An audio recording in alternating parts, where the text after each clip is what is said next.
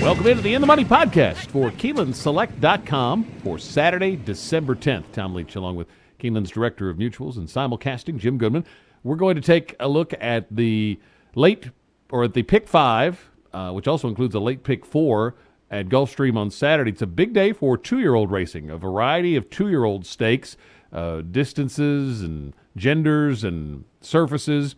So it could be a fun card, and we're gonna start, Jim, in the 7th race, which begins the pick 5, mile turf race for 2-year-olds. Where did you land? Well, I landed for my top pick on what's normal for me in a turf race. I really like Lemon Drop Kids on the turf, and Lemonist got put on the turf last time out after a debut on a sloppy track and won fairly easily. Won by 9 1/4 at Gulfstream West at this distance. No secret, they bettered him down to 4 to 5, and Pletcher trains him, Zayas rides him, so it won't be a great price here. But 7 to 2 on Morning Line is not a bad price on this horse. For the purposes of the pick 5 that we'll talk about later on, this is my top pick, but I'm also going to use Concomitant, Castellano for Brown. You got to bet Castellano Brown. I was looking at the stats. He's ridden 454 races for Chad Brown this year and won 29% of them. So he could be riding for Chad Brown and not ride for anybody else and make a nice living. Holiday Stone, the 12. I'm a little worried that I'm all outside here, but George Weaver stretches this horse out from 7 furlongs to a mile. Won last time out, barely hung on, and maybe takes a nice step up here. But I'm going to take Lemonist on top with the 11 and 12 behind him. I went for the other Pletcher, the 8 Master Plan. I like that it debuted at Saratoga. It's a real high-priced 2-year-old, and horses coming out of 2-year-old sales. I like to look at those horses in 2-year-old races with the connections, looking to get a quick return on a big investment.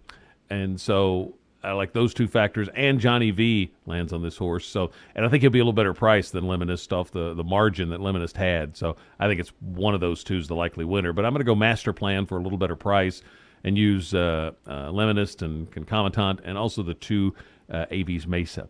8th race is the Buffalo Man, and I thought Recruiting Ready looked awfully good in here. Big class edge, 3 bullet works coming up to this, and this horse has kept some really good company, and just his 2-year-old's going 6 furlongs, ought to hit him right between the eyes. So I think Recruiting Ready is going to be a single for me.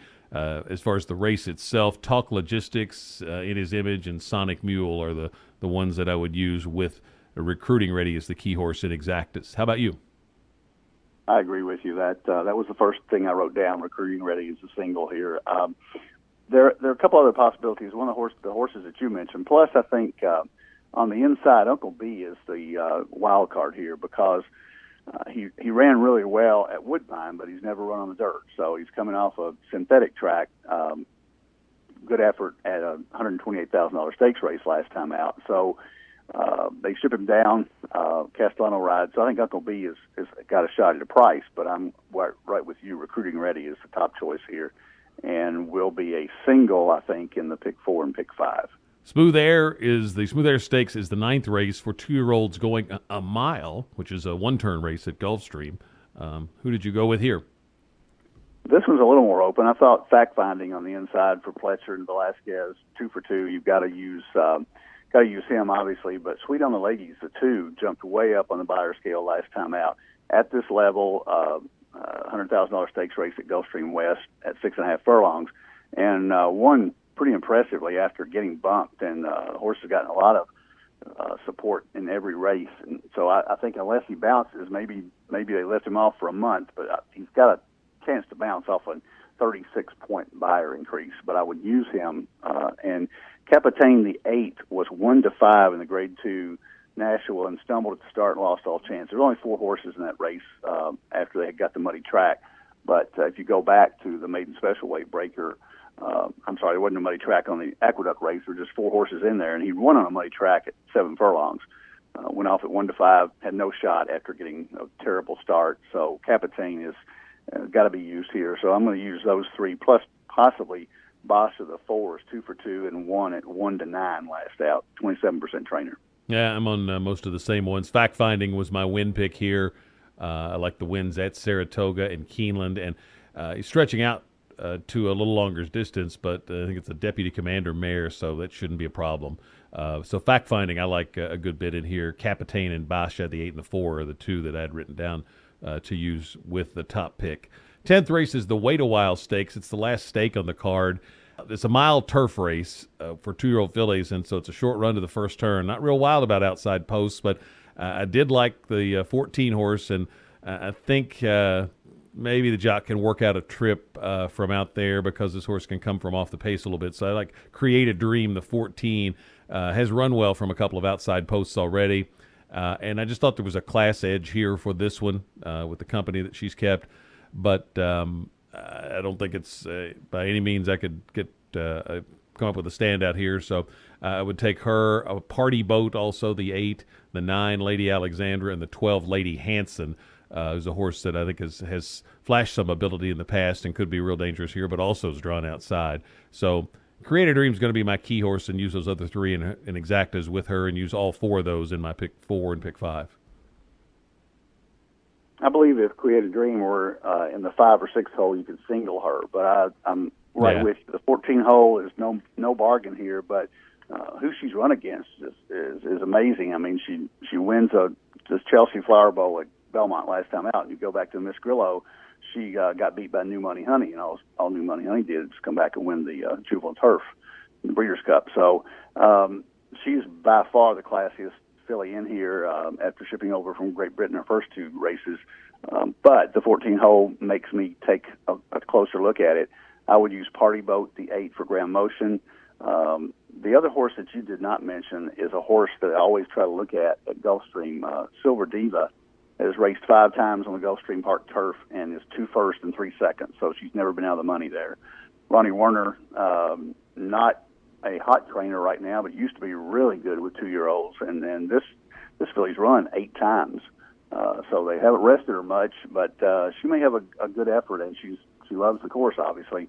So play her in top and bottom in your exactors, or at least underneath in the trifecta, because I think she's going to be right there. So I'm going to use the 8, 10, 14, and possibly a couple more here if you can afford it, because I really think the 14 hole hurts Create a Dream.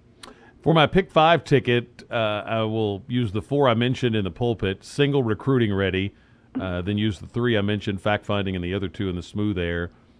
Use the 4 I mentioned in the Wait a While, and then I like 4 horses in the last leg, the 12, 2, 5, and 9.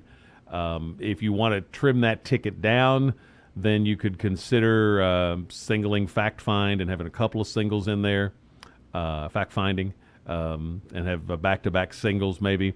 But with that poor post position for Create a Dream, I just couldn't narrow that down anymore. How about you for the pick 5? Yeah, when you look at the pick 4s and pick 5s here, I mean, one of the things that sticks out in your mind is that these are 2-year-olds, and they ought to be more wide open than what they seem to be. I had a pretty good opinion on a couple of races here, and if Create a Dream were in a better post position, I'd have good opinions on 3 races.